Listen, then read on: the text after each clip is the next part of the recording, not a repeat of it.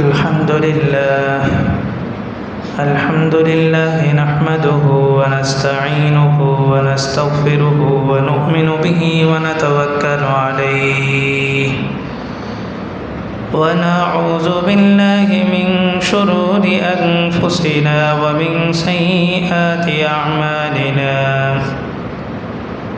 من يهده الله فلا مضل له ومن يضلله فلا هادي له ونشهد أن لا إله إلا الله وحده لا شريك له ونشهد أن سيدنا وسندنا وحبيبنا وحبيب ربنا وطبيبنا وطبيب قلوبنا ومولانا وأولانا محمدا عبده ورسوله أرسله بالحق بشيرا ونذيرا وداعيا إلى الله بإذنه وسراجا منيرا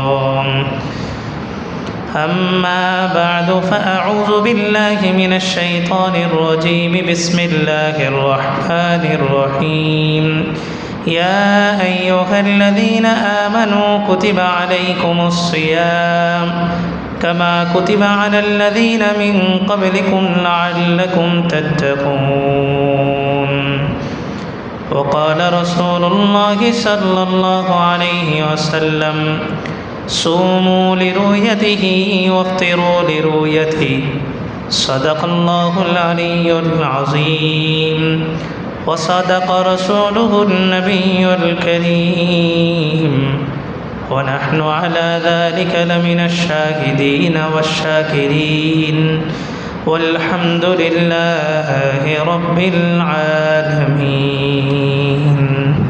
شوائب بدر الشريف اللهم صل على محمد كما صليت على إبراهيم وعلى آل إبراهيم إنك حميد مجيد اللهم بارك على محمد وعلى آل محمد كما باركت على إبراهيم وعلى آل إبراهيم إنك حميد مجيد سبحانك لا علم لنا إلا ما علمتنا إنك أنت العليم الحكيم سبحانك لا فهم لنا إلا ما فهمتنا إنك أنت الجواد الكريم الله رب العالمين দরবারে শুকরিয়া জ্ঞাপন করছি যে মহান রব্বুল আলামিন আমাদেরকে রমজানের মধ্যে আরও একটা দামি শুক্রবার, যেটা রমজানের মধ্যে সবচেয়ে দামি দিন, দামি শুক্রবার, হায়াতের মধ্যে বরকত দিয়ে এই পর্যন্ত আনছেন। শুকরিয়া এই জন্য আদায় করব যাতে আল্লাহ তাআলা এই নেয়ামতটাকে বাড়ায়া আগামী বছর রমজান পর্যন্ত আমাদের হায়াতকে বৃদ্ধি করেন। এই জন্য সবাই কালিমাতুশ শুকর আদায় করি আলহামদুলিল্লাহ। রমজান মাস দেখতে দেখতেই চলে গেল। হাদিসের মধ্যে আসছে শেষ জামানা, কিয়ামতের আগ মুহূর্তে সময় এত দ্রুত চলে যাবে যে মানুষ এক বছরকে এক মাস মনে করবে, এক মাসের সমান মনে করবে, আর এক মাসকে এক সপ্তাহ সমান মনে করবে, আর এক সপ্তাহকে এক দিনের মতো মনে করবে। এই হাদিস বর্তমান যুগের জন্যই একদম পারফেক্ট। এখন বুঝি নেই কোন দিক দিয়ে রমজান আসছে, কোন দিক দিয়ে রমজান চলে গেছে। রমজানের আগেও আমরা যেমন ছিলাম, রমজানের শেষ সময় আইসাও আমরা আগের মতোই আছি, কোনো পরিবর্তন হয়নি। অথচ আল্লাহ বলেন ইয়া আইয়ুহাল্লাযীনা আমানু কুতিবা আলাইকুমুস সিয়াম কামা কুতিবা আলাল্লাযীনা মিন ক্বাবলিকুম লাআল্লাকুম তাত্তাকুন।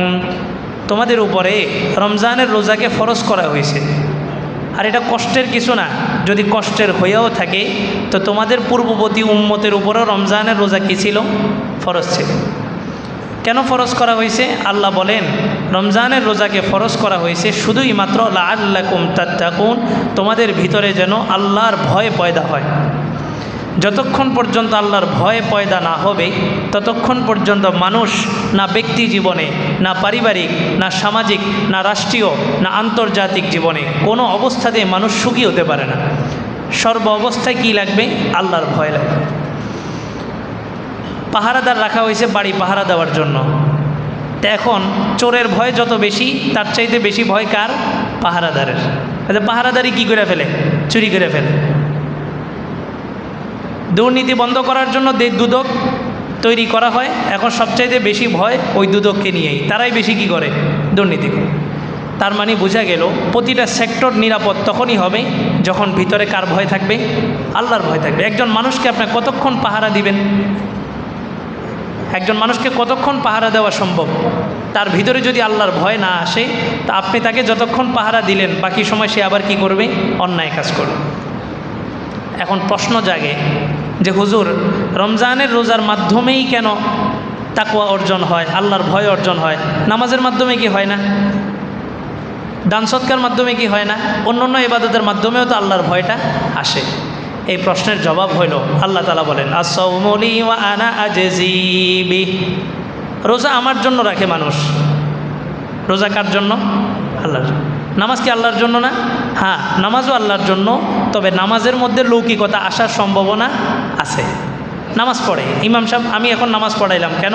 আমি যদি এখন নামাজ না পড়াই কমিটি কি বলবে? মানুষ কি বলবে? মুসল্লি নামাজে আসছে, না আসলে মানুষে কি বলবে? ঘরে বসে থাকলে বিবি কি বলবে? তার মানে বোঝা গেল যে নামাজও মানুষকে দেখানোর জন্য পড়া সম্ভব। হজে গেছে হাজি সাহেব, কেন গেছে? মানুষ তাকে কি বলবে? হাজি বলবে। তাহলে সবগুলো ইবাদতের মধ্যেই লৌকিকতা আসার সম্ভাবনা আছে। আচ্ছা আপনি বলেন তো, রমজানের রোজার মধ্যে কোনো লৌকিকতা আছে? আপনি চাইলেই কি ঘরের মধ্যে গোপনে পান করতে পারেন না?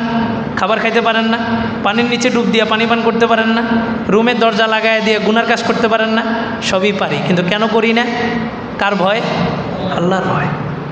তার মানে বোঝা গেল অন্য সব ইবাদতের মধ্যে আল্লাহর ভয় আছে, তবে ওই পরিমাণ নাই যেই পরিমাণ রোজার মধ্যে আছে।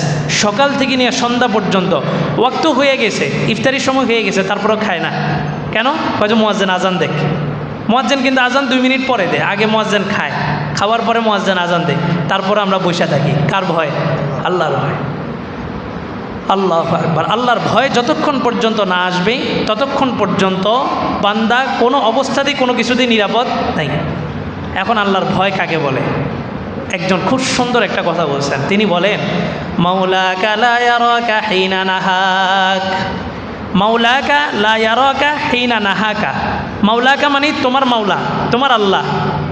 লা ইয়ারাকা, তোমাকে যেন না দেখে, হিনা নাহাকা, অন্যায় নিষিদ্ধ কাজগুলো করতে। তার মানে আল্লাহর ভয় কি? আল্লাহর ভয় মানেই হলো নিষিদ্ধ কোনো কাজ করতে আল্লাহ যেন আমাকে না দেখে। বাদশা বলছে সবাই রাতে মুরগি দিস, একটা করে মুরগি, একটা করে চাকু, ছুরি দিয়ে বলছে এটা এমন জায়গায় যায় জবাই করে আসবা যেখানে কেউ যেন না দেখে। তো বিবিরা সবাই, কেউ জঙ্গলে যায় জবাই করছে, কেউ পুকুর পাড়ে জবাই করছে, কেউ রুমের মধ্যে বদ্ধ ঘরের মধ্যে আবদ্ধ হয়ে জবাই করছে, একজন জবাই করে নাই, জীবিত মুরগিটাই নিয়ে আসছে। তো সবাই বলে যে এটা বোকা।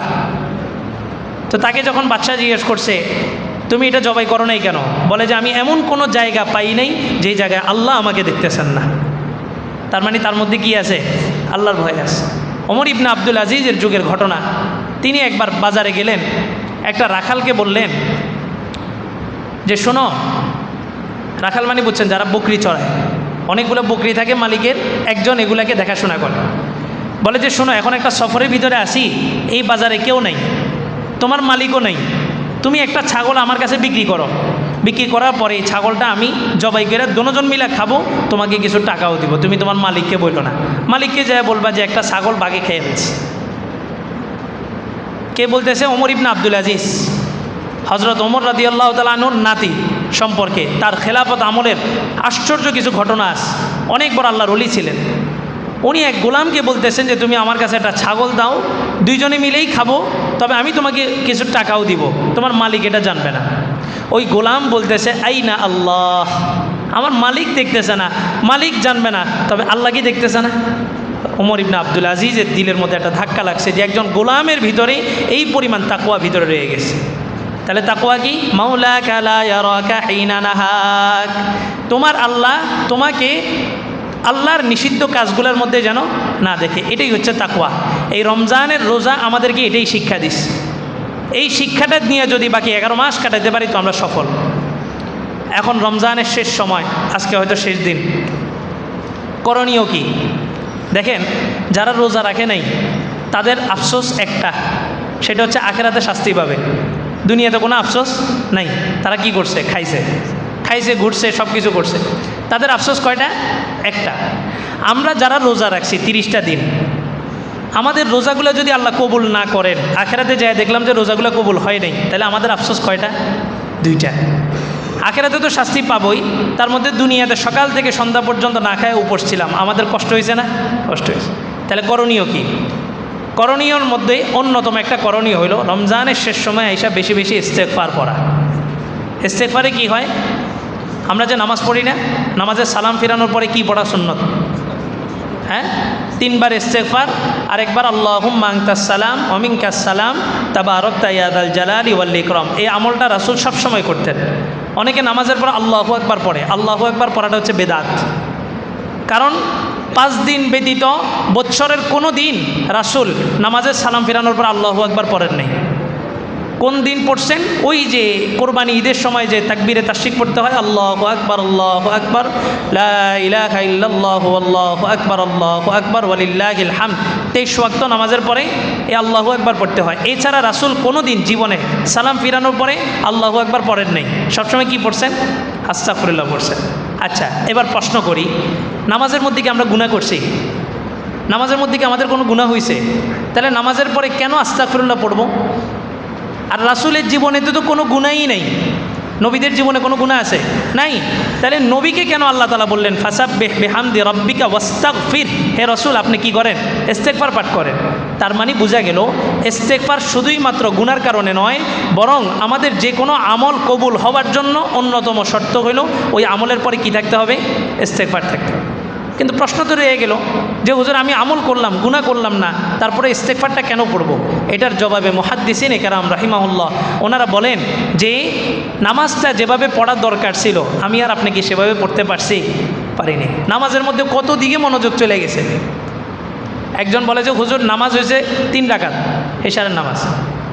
হুজুর বলে যে না, নামাজ 4 রাকাতই পড়াইছে। বলে যে না, নামাজ 3 রাকাত পড়াইছে। বলে যে নামাজ যে 3 রাকাত হয়েছে, আপনার কাছে কোনো প্রমাণ আছে? আছে। কি প্রমাণ? বলে যে আমার 4টা দোকান আছে, প্রতিদিন এশারের নামাজের 4 রাকাতে আমি 4 দোকানের কি করি? হিসাব মিলে। আজকে আমার 3 দোকানের হিসাব মিলছে, আরেক দোকানের হিসাব কই? এইরকম ঘটনা কিন্তু আমাদের সবাইরই। ইমাম সাহেবও ভুলে যায় যে এখন কি 3 রাকাত হয়েছে না 4 রাকাত হয়েছে, এরকম হয় না? হয়।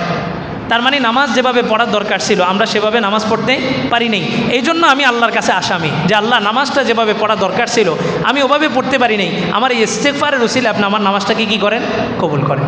তাহলে রমজানের রোজা যেভাবে রাখা দরকার ছিল আমরা কি রাখতে পারি নাই। এখন রমজানের শেষ সময় এসে কি করব? বেশি বেশি ইস্তেগফার। কেন? আল্লাহ, আমি অনেক কষ্ট করে রোজা রাখছি, আপনি তো গফফার, আপনি রহিম, আপনি দয়াবান। আপনি যদি রোজাগুলো কবুল না করেন আপনার কোনো লাভ নাই, আর আপনি যদি আমার রোজাগুলো কবুল করেন আপনার কোনো কি নেই, ক্ষতি নেই। আপনাকে কেউ কিছু বলতে পারবে না। আল্লাহ, আপনি আমার রোজাগুলোকে কবুল করেন। এই জন্য বেশি বেশি কি পড়তে হবে? ইস্তেগফার পড়তে হবে। আল্লাহ। দ্বিতীয় নাম্বার বিষয়, আজকে হচ্ছে শেষ দিন। শেষ দিন মানে হচ্ছে আজকে মাগরিব থেকে ঈদের দিন শুরু, কারণ আরবি ঈদের রাত আগে আসে। আজকের রাতটাকেই বলে ঈদের রাত, যেটাকে আমরা বাংলা ভাষায় বলি চাঁদ রাত। এই চাঁদ রাতটাকেই ঈদের রাত ধরা হয়। এই রাতের বিশেষ একটা আমল গত সপ্তাহে বলছিলাম। রাসূল বলেন মান কামা লাইলাতাইল ঈদাইনি মুহতাসিবান, যে ব্যক্তি 2 ঈদের রাত্রে জাগ্রত থাকবে, 2 ঈদের রাত ইবাদতের মধ্যে কাটাবে। 2 ঈদের রাত মানে ঈদুল ফিতরের আগের দিনের রাত, ঈদুল আজহার আগের দিনে, মানে চাঁদ রাত যেটা, এটা। এই 2 রাত যেই ব্যক্তি ইবাদত করবে, রাসূল বলেন লাম ইয়ামুত কলবুহু ইয়াওমা তামুতুল কুলুব, যেই দিন সমস্ত মানুষের দিল মইরা যাবে, এই সমস্ত মানুষের দিল মইরা যেতে পারে, ওই দিন পর্যন্ত আল্লাহ তাআলা এই শ্রেণীর মানুষের দিলকে কি রাখবেন? তাজা রাখবেন। আজকে আমাদের দিল মরে গেছে। আজকে আমাদের সামনে গুনাহ হয়, কিন্তু আমাদের মধ্যে কোনো কি আসে না? গায়রত আসে না, কোনো কষ্ট আসে না। আমার সামনে আমার কোরআনকে অবমাননা করা হয়, কিন্তু আমার ইমানের মধ্যে কি আসে না? হিট আসে না। আল্লাহ তাআলা বলেন, এই 2 ঈদের রাত্রে যে ব্যক্তি জাগন থাকবে, ইবাদতের মধ্যে কাটাবে, যেই দিন সমস্ত আত্মা মরে যাবে, যেই সমাজের সমস্ত আত্মাগুলো মরে যাবে, ওই সমাজের ভিতরে ওই দিন ওই শ্রেণীর মানুষের আত্মাকে আল্লাহ তাআলা কি রাখবেন? তাজা রাখবেন। মুহাদ্দিসিনে কেরাম আরেকটা ব্যাখ্যা দিয়েছেন, হাসরের মাঠে যেদিন সমস্ত আত্মাগুলা ভীত সন্ত্রস্ত হইয়া ইয়ানাফসি ইয়ানাফসি বলতে থাকবে, আল্লাহ তাআলা সেই দিন এই শ্রেণীর মানুষ যারা 2 ঈদের রাত্রে জায়গা আল্লাহর ইবাদত করছে, এই শ্রেণীর মানুষের আত্মার মধ্যে একটা প্রশান্তি দিবেন, তাদের মধ্যে কোনো ভয় থাকবে না। আজকে আমাদের সবার দিলগুলা মরে গেছে। আজকে আমাদের বাংলাদেশের চট্টগ্রামের হাটহাজারির একটা জায়গায় গত 2 দিন আগে কোরআনকে কি করা হয়েছে? অবমাননা করা হয়েছে। এই এক টেন্ডেন্সি, এই অবস্থানটা, এই পরিস্থিতিটা আমরা বিগত আমলেও দেখছি। সরকারের পতন হয়েছে, এই সময় আইসা পর্যন্ত আমরা আবার দেখতেছি ইসলামের উপরে কি করা হইতেছে? আঘাত হানা হইতেছে। এবং প্রশাসন এই বিষয়ে একদম নীরব থাকে, শুরু থেকেই নীরব। যখন দেখে যে জনগণের সেন্টিমেন্ট গরম হয়ে গেছে, তখন প্রশাসন যায় আসামিকে কি করে? অ্যারেস্ট করে। অথচ এই কোরআনের অবমাননা যুগ যুগ ধরে চলে আসতেছে। কোরআনটা কার? কোরআনটা কার? এটার হেফাজত কে করবে? আল্লাহ করবে। কাদের মাধ্যমে করবে? আমাদের মাধ্যমে করবে।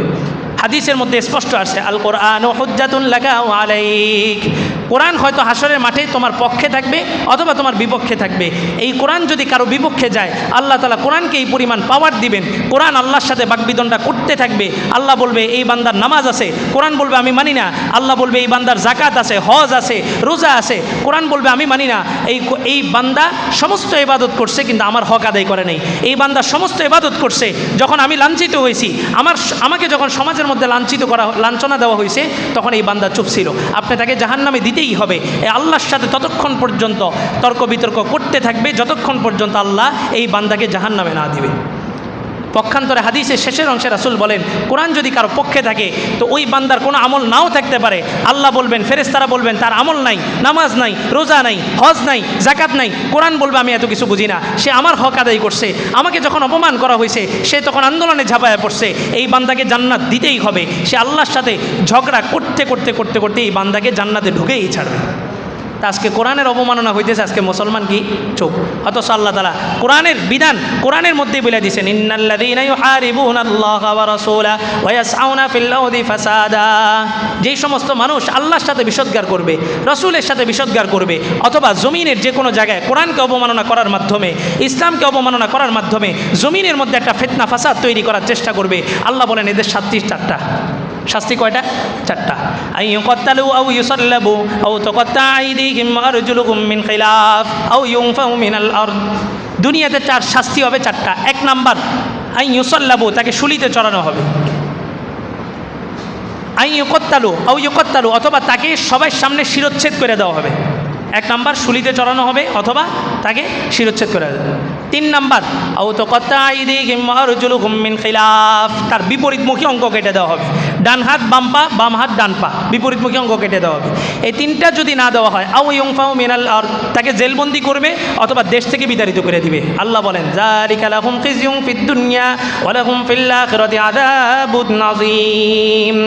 এই শাস্তি, এটা সামান্য দুনিয়ার একটা শাস্তি, আর তার পরপারে তার জন্য যন্ত্রণাদায়ক বড় শাস্তি অপেক্ষা করতেছে। তাহলে কোরআন অবমাননা করলে এটা কি রাষ্ট্র শাস্তি দিবে, না কোরআনের অবমাননার শাস্তি কোরআন থেকেই গ্রহণ করতে হবে? কোথা থেকে গ্রহণ করতে হবে? কোরআন থেকেই গ্রহণ করতে হবে। এখন কোরআন থেকে গ্রহণ না করলে কি হবে? বলে যে রাষ্ট্র এই বিগত 17 বছর না, আজকে দেশ স্বাধীনের 54 বছরের ভিতরে বহুবার নাস্তিকরা ইসলাম নিয়ে বিশোদ্গার করছে, কোরআন নিয়ে বিশোদ্গার করছে। রাষ্ট্র তাদেরকে অ্যারেস্ট করার নাম দিয়া মূলত জেলখানার ভিতরে ঢুকায় জামাই আদর করছে, যার কারণে আজও পর্যন্ত সমাজের এই কোরআন অবমাননা বন্ধ হয়নি, ইসলামকে নিয়ে বিশোদ্গার করা বন্ধ হয়নি। আর যদি কোরআনের এই বিধানটা যদি একবার বাস্তবায়ন করা হয়, সমাজ থেকে কোরআন অবমাননা বন্ধ হয়ে যাবে। এই জন্য আমরা সরকারকে উদাত্ত আহ্বান করব, বিগত আমলেও বিগত সরকাররা এই পন্থাটা বন্ধ করতে পারে নাই। আপনার কাছে উদাত্ত আহ্বান থাকবে যে আপনি এই কোরআনের এই 4টা বিধানের যে কোনো একটা বিধান বাস্তবায়ন করে দেখান। এক বিধান বাস্তবায়ন করার সাথে সাথে এই বাংলার জমিন থেকে কোরআন অবমাননা মুছে যাবে। কি বলেন? কোরআনকে অপমান করছে, আপনি আর আমি মুসলমান পরিচয় দিয়া ঘরে বসে থাকার সুযোগ আছে? নাই, প্রতিবাদ করতে হবে। আল্লাহ রসুল বলে দিয়েছেন, আস-সাকিতু আনিল হাক্কি শাইতানুন নাখরাস, বলে যে এটা তো আমার বিষয় না, এটা তো আমার রাজনৈতিক বিষয় না, এটা তো আমার দলের সাথে সম্পৃক্ত না। রাসূল বলেন, হক এবং বাতিল যুগে যুগে কি চূড়ান্ত স্পষ্ট। আপনি হয়তো হকের পক্ষ নেবেন, আর যদি চুপ থাকেন তাহলে বাতিলের পক্ষ নিছেন। এটাকে বলে বোবা শয়তান। চুপ থাকার কোনো অপশন নেই, প্রতিবাদ করতেই হবে। আল্লাহু আকবার। রাসূল বলেন মান রাআ মিনকুম মুগায়্যিরান ফালইউগায়্যিরহু বিয়াদিহি, সমাজের মধ্যে কোনো অসঙ্গতি যদি কেউ দেখে তাহলে সে যেন ফালইউগায়্যিরহু বিয়াদিহি, এটা যেন হাত দ্বারা প্রতিহত করে। ওমান লাম ইয়াস্তাতি' ফাবিলিসানিহি, আর যেই ব্যক্তি হাত দ্বারা প্রতিহত করতে পারবে না সেই জন্য মুখে কি করে? প্রতিবাদ করে। ওমান লাম ইয়াস্তাতি' ফাবিকলবিহি ওয়া হাযা আযআফুল ঈমান, যে ব্যক্তি মুখে প্রতিবাদ করারও সামর্থ্য রাখে না সেই জন্য অন্তরে অন্তরে ফিকির করে এই ফিতনাটা কিভাবে বন্ধ করা যায়। আর এই শ্রেণীর মানুষের ব্যাপারে রাসূল বলছেন এরা হচ্ছে সবচেয়ে দুর্বল ঈমান। তাহলে কোরআন অবমাননার ব্যাপারে চুপ থাকার কোনো অবকাশ আছে? নাই। তবে আমরা আইন হাতে নিতে চাই না। রাষ্ট্র যদি এই বিষয়ে হস্তক্ষেপ করতে যদি ব্যর্থ হয় তো এই আইন জনগণ হাতে নিতে বাধ্য হবে। এই কোরআন অবমাননার মূল কারণটা কি? মূল যে কয়টা কারণ ফাইন্ড আউট করা হয় তার মধ্যে অন্যতম হচ্ছে আমাদের এই লেবাসধারী কিছু হুজুর আছে যারা ইসলামের বিভিন্ন বিধানগুলোকে কটাক্ষ করে। ইসলামের বিভিন্ন বিধানগুলোকে কি করে? কটাক্ষ করে। আল্লাহ বলেন ওয়ালা তুহিল্লু শাআইরাল্লাহ, তোমরা আল্লাহর নিদর্শন যেগুলো আছে এগুলোকে অপমান করো না। এখন মুসলমান যখন আল্লাহর নিদর্শন নিয়ে যখন কটাক্ষ করে তখন নাস্তিকরা আমার কোরআন নিয়ে অবমাননা করার সাহস পেয়ে যায়। বলেন আজকে জুমার মসজিদে সবাই আসছেন, এটা কি ভালো না খারাপ? আপনাদের কাছে কি ভালো লাগতেছে? হ্যাঁ ভালো, বলেন কথা বলেন, ভালো লাগতেছে? মনে করেন আজকে এই মসজিদে এত পরিমাণ মুসল্লি হয়েছে যে দাঁড়ানোর জায়গা নেই, একদম সবাই চাপাচাপি করে দাঁড়াইছেন, ঘামায় গেছেন, তারপরেও কি আপনাদের কাছে ভালো লাগবে না খারাপ লাগবে? বলেন গ্যাদারিং শব্দটা কি ভালো না খারাপ? গ্যাদারিং শব্দটা ভালো না খারাপ? পজিটিভ না নেগেটিভ? নেগেটিভ। গ্যাদারিং শব্দটা কি? নেগেটিভ। এখন একজন বললেন যে ঈদের দিন যদি জুমার নামাজ হয়, ঈদের দিন যদি কি হয়? জুমার নামাজ হয়, তাহলে দুইটা গ্যাদারিং। নাউজুবিল্লাহ বললেন না? এটা কি গ্যাদারিং? ঈদের দিন মুসল্লি ভইরে গেছে পুরা ঈদগাহ, জুমার দিন মুসল্লি ভইরে গেছে পুরা মসজিদ, এটা কি দুঃখের খবর না সুখের খবর? এটা ভালো খবর। গ্যাদারিং শব্দটা ইউজ হয় কোথায়? বাজার ঘাটে। এখন বাজার ঘাটের একটা শব্দ যদি আপনি মসজিদের মধ্যে আইনা ফিট করেন তাহলে আপনি কি ইসলামকে সম্মান করছেন না অপমান করছেন? গ্যাদারিং শব্দটা কোথায় ব্যবহার হয়? বাজারে ব্যবহার হয়। যে আজকে বাজারে কী হয়েছে? গ্যাদারিং হয়েছে। মসজিদে গ্যাদারিং শব্দটা ব্যবহার করা যায় না। আল্লাহু আকবার। আল্লাহ বলেন আহাব্বুল বিলাদি ইলাল্লাহি মাসাজিদুহা। জিবরাইল আলাইহিস সালাম আসছেন, মুহাম্মদ সাল্লাল্লাহু আলাইহি সাল্লাম বললেন জিবরাইল তোমাকে একটা প্রশ্ন করতাম। তো বলে যে কি প্রশ্ন? বলে যে আইয়ুল মাকানি শাররুন ইনদাল্লাহ, বলো কোন জায়গাটা পৃথিবীর সবচেয়ে নিকৃষ্ট আল্লাহর কাছে? জিবরাইল বলে মা আদরি, আমি জানি না। আল্লাহ রসুল বললেন ঠিক আছে, খারাপ জায়গা কোনটা সেটা জানো না, তাহলে বলো আইয়ুল মাকানি খায়রুন ইনদাল্লাহ, আল্লাহর কাছে কোন জায়গাটা সবচেয়ে শ্রেষ্ঠ? বলছে দেখে যে জিবরাইলের কোনো উত্তর নাই, তাকায় দেখে জিবরাইলও নেই। বামে তাকাইছে, ডানে তাকায় দেখে জিবরাইল আলাইহিস সালাম হাজির।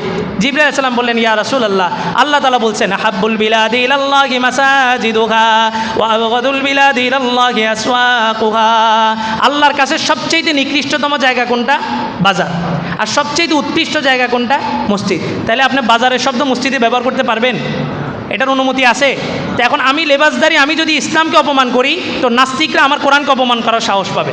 আমি যদি আমার ইসলামকে লালন করি, ইসলামকে যদি বুকে লালন করি, ইসলামকে যদি আলিঙ্গন করি, ইসলামের জন্য যদি সুন্দর সুন্দর শব্দগুলো চয়ন করি, তাহলে কোনো নাস্তিক ইসলামকে অবমাননা করার কি পাবে না? সাহস পাবে না। তাহলে গ্যাদারিং শব্দটা মসজিদ, ঈদগাহ এগুলোর সাথে ব্যবহার হয়? হয় না। মসজিদে যত মুসল্লি বেশি হবে, যত বেশি হোক, তারপরে গ্যাদারিং শব্দটা এখানে ব্যবহার করা যাবে না, এটা বাজারে ব্যবহার হয়। দ্বিতীয় নাম্বার একটা মাসালা, সেটা হইল ঈদের দিন যদি ঈদের নামাজ এবং জুমার নামাজ দুইটা যদি একত্রিত হয়ে যায়, মনে করেন আমাদের বাংলাদেশে হয়েছে তো গত কয়েক বছর আগে ঈদের দিনই কী হয়েছে? জুমার নামাজ হয়েছিল কোরবানি ঈদের সময়। তাহলে ঈদের দিন যদি ঈদের নামাজ এবং কোরবানির নামাজ যদি এক হয়ে যায়, মানে মনে করেন শুক্রবারে ঈদ হয়েছে, তাহলে ঈদের নামাজও আছে জুমার নামাজও আছে, যদি এক হয়ে যায় তাইলে ঈদের নামাজ পড়া লাগবে, জুমার নামাজ পড়া লাগবে না। এটা কি আপনারা মানেন? হ্যাঁ আল্লাহ একজন ফতুয়া দিস। কি ফতুয়া? যে ঈদের দিন যদি জুমার নামাজ একসাথে হয় তো ঈদের নামাজে একটা গ্যাদারিং, জুমার নামাজে আরেকটা গ্যাদারিং, এই কারণে ঈদের নামাজ পড়লে জুমার নামাজ পড়া লাগবে না। নাউজুবিল্লাহ বললেন না? এক নাম্বার অপরাধ হচ্ছে ঈদের নামাজকে গ্যাদারিং বলা, জুমার নামাজকেও গ্যাদারিং বলা। দ্বিতীয় নাম্বার, জ্ঞানের কতটা কমতি, মানুষের জ্ঞানহীনতা কতটা নিচে নামতে পারে। ঈদের নামাজ পড়া কি ওয়াজিব? ঈদের নামাজ পড়া কি? বলেন ঈদের নামাজ পড়া কি? জুমার নামাজ পড়া কি ফরজ? জুমার নামাজ পড়া কি ফরজ। তাহলে কেউ যদি বলে ঈদের নামাজ পড়লে জুমার নামাজ পড়া লাগবে না, তার জ্ঞানের কতটা কমতি আছে এটা অনুমান করা যায়। ঈদের নামাজ স্বতন্ত্র বিষয়, জুমার নামাজ স্বতন্ত্র। ঈদের নামাজ স্বতন্ত্র ওয়াজিব, জুমার নামাজ স্বতন্ত্র ফরজ। তাহলে ওয়াজিব পড়ার কারণে ফরজ বাদ হবে, এটা তো জ্ঞানের কমতি। এটা নির্বোধ ছাড়া কোনো জ্ঞানী লোক বলতে পারে না। বরং রাসূলের জীবনে বুখারীর হাদিস আসছে, রাসূল ঈদের নামাজও পড়ছেন, জুমার নামাজও আদায় করছেন। ঈদের নামাজের সাথে সম্পৃক্ত, জুমার নামাজের সাথে সম্পৃক্ত। জুমার ওয়াক্তে জুমা পড়তে হবে, ঈদের ওয়াক্তে ঈদের নামাজ পড়তে হবে। এই জন্য আব্দুল্লাহ ইবনে মুবারকপুরি রহমাতুল্লাহ আলাইহি বলছেন, ফাংজুরু আম্মান তাখুযু দীনাকুম, দ্বীনের যে কোনো বিষয় গুগলে সার্চ দিয়ে দিবেন, দ্বীনের যে কোনো বিষয় ইউটিউবে সার্চ দিয়ে দিবেন, যে কোনো মাসালা যে কোনো মানুষের কাছ থেকে আপনি গ্রহণ করতে পারবেন না। এটা একটা দ্বীন, এটার মাসালা গ্রহণ করতে হবে কাদের কাছে? নির্ভরযোগ্য আলেম সমাজ যারা আছে তাদের কাছ থেকে যা মাসালা গ্রহণ করতে হবে। আল্লাহু আকবার। তাহলে ঈদের নামাজ কি ওয়াজিব। ঈদের দিন যদি জুমার নামাজ হয়, জুমার নামাজও আলাদা পড়া কি ফরজ। তাহলে ওয়াজিবের কারণে কি ফরজ বাদ হবে? হবে না। দুইটা স্বতন্ত্র বিধান, দুইটা স্বতন্ত্রভাবেই পড়তে হবে। আল্লাহ। এখন ঈদের দিন কিছু সুন্নত আছে, আগামীকালকে ঈদের দিন। এখন ঈদের সুন্নতগুলো যদি ঈদগাহে যায় বলি তাহলে আপনারা পালন করার তো সুযোগ নেই। ঈদের সুন্নতগুলো আজকে বলে দিতেছি, আগামীকালকে পালন করবেন, পারবেন তো ইনশাআল্লাহ। আজকে হচ্ছে ঈদের রাত। আজকে ঈদের রাত করণীয় কি? ইবাদত। আজকে ঈদের রাত করণীয় কি? ইবাদত। মুহাদ্দিসিন কেরাম একটা চার্ট লিখছেন যে ঈদ পরবর্তী, রমজান পরবর্তী কি কি করণীয়। তার মধ্যে 1 নম্বরে আনছেন রমজানের পরে এমন কোনো কাজ না করা যে আরেকজন মানুষ দেখা বলে এই যে শয়তান ছেড়ে দিস। রমজানের পরে এমন কোনো কাজ না করা যে আরেকজন মানুষ দেখে কি বলে এই যে শয়তান ছেড়ে দিস। রমজানের পরে এমন কোনো কাজ না করা যেই কাজের কারণে রমজানের রোজাগুলো নষ্ট হয়ে যায়। দেখেন, আপনি 3 কোটি টাকা ইনকাম করছেন, এটা কি বড় বিষয়? না 3 কোটি টাকা আপনি সংরক্ষণ করতে পারছেন, এটা বড় বিষয়? কোনটা বড় বিষয়? কামানো বড় বিষয় না, এগুলো সংরক্ষণ করাটা হচ্ছে বড় বিষয়। 30 দিন 30টা রোজা রাখছেন, এটা যত বড় বিষয়, এই 30 দিনে 30টা রোজাকে হেফাজত করা তার চাইতে বেশি বড় বিষয়। এই জন্য রমজান পরবর্তীতে এমন কোনো কাজ করব না যেই কাজের কারণে আল্লাহ তাআলা আমার রমজানের রোজাগুলোকে নষ্ট করে দেন। এই রাতটা হচ্ছে কিসের রাত? ইবাদতের রাত। আমরা অনেকে মনে করি এই রাতটা হচ্ছে মার্কেটিংয়ের রাত। এটা মুসলমানদের জন্য মার্কেটিংয়ের রাত না। কেন মার্কেটিংয়ের রাত না? কারণ ঈদের যে কয়টা সুন্নত আছে তার মধ্যে অন্যতম একটা সুন্নত হচ্ছে উত্তম পোশাক পরা। কি পোশাক? সবাই বলেন না কি পোশাক? এই ওয়াজটা ঘরে যাইও করবেন, মা বোনদেরকে এই ওয়াজটা ঘরে যাই করবেন। ঈদের সুন্নতগুলোর মধ্যে অন্যতম একটা সুন্নত কি? উত্তম পোশাক পরা। নাকি নতুন পোশাক? উত্তম না নতুন? অনেকে কথা বলে না, উত্তম না নতুন? উত্তম পোশাক। কারণ নতুন পোশাক পরা যদি সুন্নত রাসূল সাব্যস্ত করতেন তাহলে গরিব অসহায় মানুষের উপর এটা কষ্ট হয়ে যেত। রাসূল এমন একটা বিধান দিয়েছেন যেটা সবাই পালন করতে পারে। আপনার জামা আছে 7টার মধ্যে সবচেয়ে ভালো জামা যেটা সুন্দর আছে যেটা, ওটা দিয়ে আপনি ঈদ করেন, এটা হচ্ছে ঈদের সুন্নত। তাহলে নতুন পোশাক পরা এটা সুন্নত নয়। এটা যদি আপনি মনে করেন তাহলে আজকের রাতটা কি আপনার জন্য মার্কেটিংয়ের রাত না ইবাদতের রাত? ইবাদতের রাত। এরপরে সুন্নত হইল রাত্রি সারা রাত অনেকে মার্কেট টার্গেট করে আসা 2টা-3টার সময় ঘুমায়, ফজরের নামাজ কাজা করে ফেলে, কয় যে রোজা তো শেষ। ঈদের দিনের অন্যতম একটা বৈশিষ্ট্য হলো ফজরের নামাজ জামাতের সাথে পড়তে হবে। ফজরের নামাজ কিসের সাথে পড়তে হবে? জামাতের সাথে পড়তে হবে। ফজরের নামাজের পরে আপনি চাইলে কিছুক্ষণ কাইলুলা করতে পারেন, রেস্ট করতে পারেন, তবে ভোরে উঠা। আর আমি এই ঈদের নামাজ এখানে পড়াবো একটা আবেদন রাখা আর কি, সামনের বারে থেকে আপনারা ঈদের নামাজটা আগায় দিবেন। কারণ শরীয়তের মেজাজ হচ্ছে ঈদের নামাজ আউয়াল ওয়াক্তে পড়া, একদম শুরু ওয়াক্তে পড়া। এই কারণে ঈদের দিন সকালবেলা এশাকের নামাজ পড়া জায়েজ নাই। ঈদের দিন সকালবেলা এশাকের নামাজ পড়া জায়েজ নাই। এশাকের নামাজ কি? আল্লাহ রসুল বলেন যেই ব্যক্তি সকালে 2 রাকাত এশাকের নামাজ পড়বে আল্লাহ তাআলা তাকে একটা কবুল হজের সওয়াব দান করবেন। আর যেই ব্যক্তি 2 রাকাতের জায়গায় 4 রাকাত পড়বে আল্লাহ তাআলা সারা দিনের সমস্ত কাজের জিম্মাদারি নিয়ে নেবেন। আরেকদিন রাসূল বৈশা সাহাবীদেরকে বললেন, শোনো, মানুষের শরীরের মধ্যে 360টা জোড়া আছে, মানুষ একটা ভালো কাজ করলে একটা জোড়ার হক আদায় হয়। সাহাবাই কেরাম বললেন, ইয়া রাসূলুল্লাহ, আশ্চর্যের বিষয়, আমরা সারাদিনে ভালো কাজ করি মাত্র 8 থেকে 10টা। সালাম দিই, মানুষের সাথে হাসি খুশি কথা বলি, মানুষের সাথে সুন্দর ব্যবহার করি, নামাজ পড়ি, এই 8-10টা কাজই তো আমরা সারাদিন ভালো করি, ভালো কাজ তো পরিমাণ বেশি না। সাহাবাই কেরাম বললেন, ইয়া রাসূলুল্লাহ, আমরা প্রতিদিন 360টা ভালো কাজ করার মতো সামর্থ্য তো আমাদের নাই। আল্লাহর রসুল বললেন, কোনো প্রয়োজন নাই। কোনো ব্যক্তি যদি সূর্য ওঠার পরে, সুবে সাদেকের পরে, সূর্য যখন উঠার পরে যদি ইশাকের 2 রাকাত নামাজ পড়ে তা আল্লাহ তাআলা তার 360টা অঙ্গের হক আদায় করে দেন। তাহলে ইশাকের নামাজের গুরুত্ব আছে না? আছে। কিন্তু ঈদের দিন ঈদের নামাজটা এত আগে পড়া সুন্নত যে ওই দিন ইশাকের নামাজ পড়া কি জায়েজ নাই। তাহলে ঈদের নামাজটা বিলম্ব করাটা শরীয়তের মেজাজ বিরোধী। এবছর হয়ে গেছে, সামনের বার থেকে আমরা চেষ্টা করবো ঈদের নামাজটা কী করা, আগে আগে পড়া। রমজান ঈদ একটু দেরি করা যায়, কিন্তু কোরবানি ঈদে দেরি করা যায় না, কারণ কোরবানি ঈদে কোরবানির গরুর গোশত দিয়া প্রথম খাবার খাওয়াটা কি সুন্নত। 3 নম্বর সুন্নত, ঈদের দিন ঈদগাহে আসার সময় একটু খেজুর খাওয়া। আল্লাহ রসুল সাল্লাল্লাহু আলাইহি ওয়াসাল্লাম খেজুর খাইতেন। এটার মধ্যে হয় কি, বাহাদুরি থাকে না। আমাদের অনেকের ভিতরে একটা বাহাদুরি কাজ করে, রাত্রে খাবার খেয়ে ঘুমিয়ে গেছে, সাহরি করে না, কয় যে আমার সাহরির প্রয়োজন হয় না। এটা কিন্তু নিষেধ আছে, কারণ খ্রিস্টানরা রোজা রাখে, তারা সাহরি খায় না।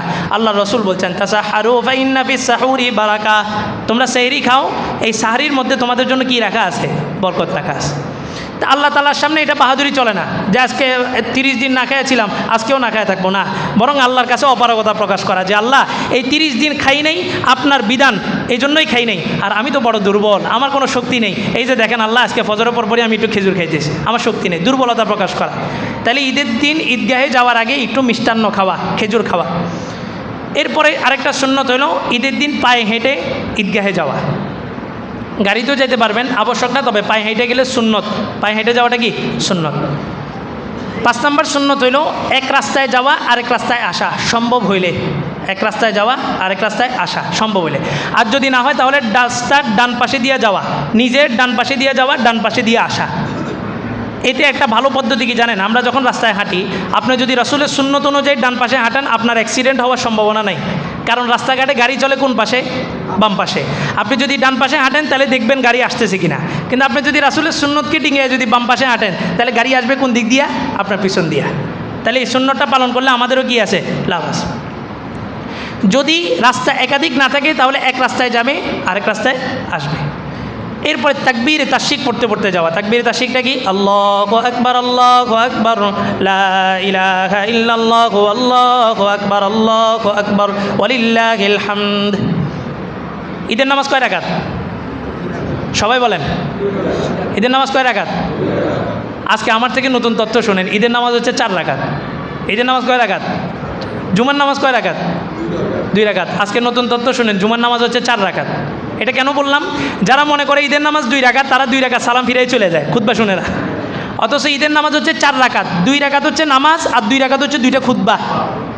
এই আজকে এই সময় আমি জুমার নামাজ পড়তেছি, আগামীকালকে এই সময় কি জুমা পড়ছি, কি পড়ছি, জোহরের নামাজ পড়ছি, কয় রাকাত? তা আগামীকালকে, গতকালকে পড়লাম 4 রাকাত, আগামীকালকেও পড়বো 4 রাকাত, আজকে শুক্রবার 2 রাকাত কেন? বলে যে বাকি 2 রাকাত খুতবার মধ্যে চলে গেছে, এই জন্য খুতবায় কথা বলা নিষেধ। এই জন্য গত সপ্তাহ, আগের সপ্তাহে বলছিলাম, খুতবাটাও নামাজের একটা অংশ। নামাজে যেমন ইমাম সাহেবের আগে রুকুতে যাওয়া যায় না, খুতবাতেও ইমাম সাহেবের আগে দাঁড়ানো যাবে না, খুতবা শেষ হওয়ার পরেই সবাই দাঁড়াবে। তাহলে ঈদের নামাজ কয় রাকাত? 4 রাকাত। 2 রাকাত নামাজ, আর 2 রাকাত 2টা কি আছে, খুতবা আছে। খুতবা শোনাটাও ওয়াজিব, খুতবা শোনাটাও কি ওয়াজিব। আমরা অনেকেই সালাম ফিরে চলে আসে। তাহলে ঈদের দিনের অন্যতম একটা সুন্নত, আমরা ঈদের নামাজ পড়ার পরে কি শুনবো, খুতবা শুনব। আল্লাহ, এই মোটা দাগে কয়েকটা সুন্নত। ঈদের দিন সকাল সকাল উঠা, ভোরবেলায় ভালোভাবে গোসল করা, মেসওয়াক করা, সুগন্ধি ব্যবহার করা, সাজসজ্জা শরীয়ত সম্মত যতটুকু অতটুকু নিতে পারবেন। আংটি আছে না, আংটি, স্বর্ণের আংটি ছাড়া অন্য যে কোনো আংটি পড়তে পারবেন, রাসূল আংটি পড়ছেন। সাজসজ্জা যতটুকু শরীয়ত সম্মত, নাকের দুল, কানের দুল, এগুলো পুরুষদের জন্য, এগুলো নারীদের জন্য।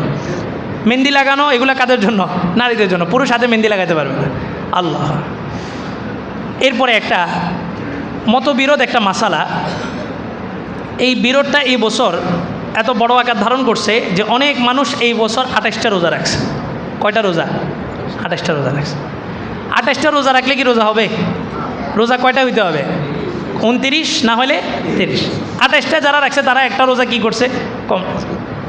চাঁদপুরের একটা জায়গায় তারা এবার সৌদি আরবেরও একদিন আগে কি করছে, ঈদ করে ফেলছে। এখন এই ক্ষেত্রে আমাদেরকে একটা ধোঁকা দেওয়া হয়। ধোঁকাটা কি? ধোঁকাটা হচ্ছে আল্লাহ রসুল হাদিসের মধ্যে বলছেন, সুমু লিরুইয়াতিহি ওয়াফতিরু লিরুইয়াতিহি, তোমরা চাঁদ দেখে রোজা রাখো, চাঁদ দেখে ইফতার করো। এটা একটা হাদিস, কিন্তু হাদিসটার ভুল তর্জমা করা হয়, অর্থটা ভুল করা হয়। বলে যে তোমরা চাঁদ দেখে রোজা রাখো, চাঁদ দেখে রোজা ভাঙো। তো সৌদি আরব যদি চাঁদ দেখে, চাঁদ তো একটাই, আপনাকে বুঝাবে এইভাবে, চাঁদ কয়টা? একটা। তো চাঁদ যদি একটা হয়, তাহলে সৌদি আরব চাঁদ দেখলে আমাদেরও কি করতে হবে, চাঁদের দেখা রোজা রাখতে হবে, চাঁদ দেখা রোজা ভাঙতে হবে। অথচ এই হাদিসের সঠিক তর্জমা যারা গ্রামার পড়ছে, আরবি গ্রামার নিয়ে ঘাটাঘাটি করে, এনারা বলতে পারবেন সুমু লিরুইয়াতিহি ওয়াফতিরু লিরুইয়াতিহি। এখানে জমির মার্জা সর্বনাম যেটা বলা হয় বাংলায়, এটা দুইবার উল্লেখ করা হয়েছে। আর সর্বনাম যখন দুইবার উল্লেখ করা হয়, আলাল ইফরাদ সবগুলোর উপরে ইতলাক হয়, তখন অর্থটা এভাবে করতে হয় যে তোমরা নিজেদের চাঁদ দেখা নিজেরা রোজা রাখো, নিজেদের চাঁদ দেখা নিজেরা রোজা ভাঙো। তাহলে সুমু লিরুইয়াতিহি ওয়াফতিরু লিরুইয়াতিহি, এই হাদিসের অর্থ কি? তোমরা নিজেরা নিজেদের চাঁদ দেখা রোজা রাখো, নিজেরা নিজেদের চাঁদ দেখে কি করো? রোজা ভাঙো। আশ্চর্যের বিষয়, এই হাদিসটা যখন রাসূলের যুগে বলা হয়েছে তখন কিন্তু বিজ্ঞান সায়েন্স এত আপডেট ছিল না। তারপরেও সাহাবায়ে কেরাম এই হাদিসটার মর্ম বুঝছেন। আজকে 1400 বছর পর সায়েন্স আপডেট হয়েছে, সায়েন্স নিজেই স্বীকৃতি দিছে যে পৃথিবীর উদয়স্থল সবগুলা জায়গায় এক নয়, উদয়স্থল সব জায়গায় এক নয়। সূর্য যে উঠে পৃথিবীর এমন দুই প্রান্তে, দুই মেরুতে এমনও আছে 6 মাস দিন 6 মাস রাত, 6 মাস দিন 6 মাস রাত। আর হ্যাঁ, চাঁদকে যে দেখা যায় মাইক্রোস্কোপ যন্ত্র দিয়ে যে চাঁদকে দেখা যায়, গতকালকে বাংলাদেশের চাঁদ কমিটি ওনারা চাঁদ দেখছেন, কিন্তু চাঁদ যেটা দেখছেন ওই চাঁদের উপরে আমল করার মতো সময় হয় নাই।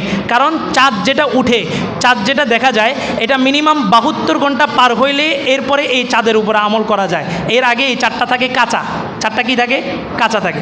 শুধু চাঁদ দেখলেই তো হবে না, চাঁদ আমি এখান থেকে দেখতে আরও একদিন সময় লাগবে, কিন্তু আমি যদি যন্ত্রপাতি দিয়া এই রকেট দিয়ে যদি উপরে চলে যাই, উপরে যায় যদি দেখি, তাহলে তো আমি চাঁদ দেখতে পারবো। তাহলে উপর থেকে কেউ চাঁদ দেখে আসলে আমরা সবাইকে ঈদ করতে পারবো? পারবো না। বরং আমাদের উদয়স্থল আমরা যেদিন দেখব চাঁদ, সেদিনে আমরা কি করব? ঈদ করব। সেদিনে আমরা রোজা রাখবো, সেদিনে আমরা রোজা ভাঙবো। তাহলে সুমু লিরুইয়াতিহি ওয়াফতিরু লিরুইয়াতিহি, এই হাদিসের ব্যাখ্যা হলো তোমরা যার যার নিজেদের চাঁদ নিজেরা দেখে রোজা রাখো, নিজেদের চাঁদ নিজেরা দেখে রোজা ভাঙো। তাহলে সৌদির সাথে করলে সমস্যা কি? এবার আফগানিস্তান, আমাদের এই ভারত উপমহাদেশের ভিতরে উদয়স্থল কিন্তু একই ছিল, কিন্তু আফগানিস্তান তারা কি করছে? সৌদিরও একদিন আগে কি করছে? ঈদ করছে। তার মানে বোঝা গেল সৌদি আসল মানদণ্ড নয়। সৌদির আগেও কোনো কোনো অঞ্চলে কি দেখা যেতে পারে? চাঁদ দেখা যেতে পারে। আফগানিস্তান চাঁদ দেখা কমিটি সমস্ত হুজুররা দেখছে, ওখানে তো সাধারণ পাবলিক না। ওখানে যারা শরীয়তের মাসালা জানে এমন ব্যক্তিরাই চাঁদটা দেখছে, দেখে তারপরে আফগানিস্তান কি করছে? ঈদ করছে। তাইলে এই বিতর্কের সমাধানটা বুঝছেন? সৌদির চাঁদ দেখার সাথে আমাদের সম্পর্ক নাই। তাহলে সৌদির সাথে যদি চাঁদ দেখে যদি আমাদের ঈদ করতে হয়, রোজা রাখতে হয়, তাহলে বলেন সৌদির সময় আর আমাদের সময় কি এক? হ্যাঁ, তাহলে আমরা বুঝবো কীভাবে আজকে সৌদিতে চাঁদ দেখা গেছে কিনা? প্রথম দিন সৌদি আমাদের থেকে 3 ঘন্টা কি পিছানো না আগানো? আমাদের থেকে আগানো না? আগানো। তাহলে আমরা চাঁদ দেখে তাদের চাঁদের সাথে আমাদের সাথে ইবাদতগুলো মিলাবো কীভাবে? আর যদি চাঁদ দেখে ঈদ করতেই হয়, তাহলে শুধুমাত্র ঈদ কেন? নামাজও পড়তে হবে, নামাজও তাদের সাথে মিলিয়ে পড়তে হবে, সব কিছুই তাদের সাথে মিলিয়ে করতে হবে। মূলত হচ্ছে এটা একটা ভ্রান্ত একটা মতবাদ, সমাজের মধ্যে একটা বিশৃঙ্খলা তৈরি করা। ঈদ মানে হচ্ছে সবাই একত্রে ঈদ করবে। তো একটা শ্রেণীর মানুষ আমাদের সমাজের মধ্যে একটি বিভ্রান্তি করে, তারাও ঈদের আনন্দটা পরিপূর্ণ পায় না, আমরাও ঈদের আনন্দটা পরিপূর্ণ পাই না। আর সবচেয়ে কঠিন বিষয় হচ্ছে রমজানের রোজা কেউ যদি ইচ্ছাকৃতভাবে ছেড়ে দেয়, তার ঈমান থাকবে? তাহলে আপনি যে সৌদির সাথে মিলে ঈদ করতেছেন, অথচ ওই দিন বাংলাদেশে কি রোজা? ওই দিন বাংলাদেশে কি রোজা? এই রোজাটা কি নফল রোজা না ফরজ রোজা? তাহলে আপনি ইচ্ছাকৃতভাবে ফরজ রোজা কি করতেছেন? ভঙ্গ করতেছেন। আল্লাহ তাআলা কথাগুলো বুঝার, আমল করার তৌফিক দান করুন। তাহলে আমাদের মোটা দাগে ঈদের সুন্নতগুলো গেল, আর আজকে রাতটা কিসের রাত? ইবাদতের রাত। তৃতীয় নম্বর বিষয়, সমসাময়িক কিছু বিষয় থাকে যে সমস্ত বিষয়গুলোর মধ্যে বান্দার ঈমানের পরীক্ষা নেওয়া হয়। এই যুগে যুগে বিভিন্ন সময় নবীকে নিয়ে অবমাননা করা হয়, কোরআনকে নিয়ে অবমাননা করা হয়, ইসলামকে নিয়ে অবমাননা করা হয়। এটার মাধ্যমে মুসলমানদের ঈমানের একটা পরীক্ষা হয়। আমরা আমাদের জায়গা থেকে সর্বোচ্চ প্রতিবাদ জানাই যে এই সমস্ত টেন্ডেন্সিগুলা, যে কিছুদিন পর পর কোরআনকে নিয়ে অবমাননা করা, মুসলমানদের ঈমানকে পরীক্ষা করার জন্য যে ট্র্যাডিশনাল চলতেছে, এটা যেন সরকার যুগোপযোগী একটা পদক্ষেপ নিয়ে এটাকে যেন চিরস্থায়ীভাবে বন্ধ করে। আর আমরা এটা ওপেন চ্যালেঞ্জ হিসেবে দিই, সরকার যতগুলো পদক্ষেপ গ্রহণ করবে, কোনো পদক্ষেপের মাধ্যমে এটা বন্ধ হবে না। ওই পদক্ষেপ যতক্ষণ পর্যন্ত বাস্তবায়ন না করা হবে যেটা কোরআনের মধ্যে দেওয়া হয়েছে, কোরআনের বিধান যতক্ষণ পর্যন্ত বাস্তবায়ন না করা হবে ততক্ষণ পর্যন্ত এই সমস্যাগুলো সমাধান হবে না। সর্বশেষ একটা আবেদন, ঈদ যে আসছে, ঈদটা কি শুধু আমাদের জন্য না পুরা পৃথিবীর সমস্ত মুসলমানদের জন্য? হ্যাঁ, ঈদ মানে কি শুধু 4 রাকাত 2 রাকাত নামাজ আর 2টা খুতবা শোনা? না, এটা আনন্দ, এটা আনন্দ। সমাজের প্রত্যেকটা মানুষ যেন এই আনন্দ উপভোগ করতে পারে, এই জন্য ঈদের দিনের অন্যতম একটা সুন্নত হচ্ছে সদকাতুল ফিতির আদায় করা। ঈদগাহে আসার আগে সদকাতুল ফিতির আদায় করা, যাতে ধনী গরিবের ভিতরে একটা ব্যালেন্স থাকে, সবাই যেন সমানভাবে ঈদ পালন করতে পারে। আমি যে আবেদনটা রাখতে চাচ্ছি, দেখেন বাইতুল্লাহ এটা কাদের কেবলা? বাইতুল্লাহ শরীফ কাদের কেবলা? আমাদের না শুধু সৌদিওয়ালাদের? কাদের? সমস্ত মুসলমানদের। এটা হচ্ছে বাইতুল্লাহ আমাদের দ্বিতীয় কেবলা। আমাদের প্রথম কেবলা কোনটা ছিল? বাইতুল মাকদাস। প্রথম কেবলা কোনটা ছিল? বাইতুল মাকদাস। 17 মাস পর্যন্ত হিজরতের পরেও রাসূল সাল্লাল্লাহু আলাইহি সাল্লাম বাইতুল মাকদাসের দিকে তাকায় কি ফিরেই নামাজ পড়ছিলেন। তাহলে আমাদের প্রথম কেবলা কোনটা? বাইতুল মাকদাস। ওইটা কি আমাদের কেবলা না ফিলিস্তিনিদের কেবলা? বাইতুল মাকদাসটা কার? বলেন না সবাই, বাইতুল মাকদাসটা কার? এটা আমাদের। বাইতুল মাকদাসটা কাদের? এটা আমাদের। এটা রক্ষা করবে কে? এটা রক্ষা করবে কে? আমরা পারতেছি না, কিন্তু আমাদের পক্ষ থেকে কিছু ভাই তাদের জীবন, তাদের ঐতিহ্য, তাদের সামনের ভবিষ্যৎ, তাদের প্রজন্ম সব কিছুকে বাজি লাগাই দিছি। কিসের জন্য? শুধুমাত্র বাইতুল মাকদাসটাকে হেফাজত করার জন্য। তো তাদের কি ভাই ঈদ নাই? তাদের ঈদ নাই? তাদের ঈদটা কোথায়? তারা কাফনের কাপড় যে কিনবে, ওই কাফনের কাপড় কেনার পর্যন্ত টাকা নেই। এরকম কঠিন পরিস্থিতি পার করতেছে। তো লম্বা চূড়া আলোচনা আমি সেদিকে গেলাম না। আমি একটা আবেদন রাখতে চাই, আগামীকালকে আমাদের ঈদগাহে তো মনে হয় কালেকশন হয়, ঈদগাহের একটা কালেকশন হবে। ঈদগাহের কালেকশন, মসজিদের কালেকশন, সবগুলো কালেকশন শেষ করার পরে সর্বশেষ একটা কালেকশন হবে, সেটা হচ্ছে ফিলিস্তিনিদের জন্য। দায়িত্বটা কার ছিল? আমাদের ছিল। দায়িত্বটা কাদের ছিল? আমাদের ছিল। আমাদের পক্ষ থেকে তারা দায়িত্বটা পালন করতেছে। তো তাদের পাশে কি আমরা একটু টাকা দিয়ে কি সহযোগিতা করতে পারি না? অবশ্যই পারি। এই টাকাতে আপনি চাইলে যাকাতের টাকাও কি করতে পারবেন? দিতে পারবেন। তো আগামীকালকে সর্বশেষ একটা ঈদগাহ থেকে কালেকশন হবে। এটা আমি আগের ঈদগাহতেও করছি। আমাদের ফেনী থেকে জহিরিয়া মসজিদের খতিব মাওলানা মুফতি ইলিয়াস বিন নাজিম সাহেব হুজুর নিজে হাতে সরাসরি মিশরে টাকাগুলো পাঠান। তো ফেনীর বিভিন্ন জায়গায় কালেকশন হবে। আগামীকালকে ঈদগাহে ছোট্ট একটা কালেকশন, ঈদের পরে কালেকশনের পরে দিয়ে ফিলিস্তিনিদের জন্য আমরা একটা কালেকশন করব। আপনারা সবাই সহযোগিতা করবেন তো ইনশাআল্লাহ? আল্লাহ তাআলা সবাইকে কবুল করুক। আর নামাজের পরে কথা বলবো না। আজ ঈদের নামাজ 8:30-এ, 8:30 বরাবর 8:30-এই নামাজ দাঁড়ায় যাবে। আজকে হচ্ছে আমাদের শেষ জুমা। বিদা, জুমাতুল বিদা বলতে আলাদা কিছু নাই। অন্যান্য জুমা যেটা, এটাও শেষ জুমা। তবে এটা শেষ জুমার বিশেষ ফজিলত কি? এই জুমা শেষ। এই জুমায় আজকে যেটা দান করবেন এটা 1/70, আগামী জুমায় দান করলেও এটা 1/70 হবে না। এই জন্য প্রত্যেকের কাছে অনুরোধ থাকবে, পুরা রমজান যা দান করছেন আজকে শেষ দিন জুমার দিন হিসাবে তার চাইতে বেশি দান করবেন। পারবেন তো ইনশাআল্লাহ? আল্লাহ তাআলা সবাইকে কথাগুলো বোঝার, আমল করার তৌফিক দান করুন। যারা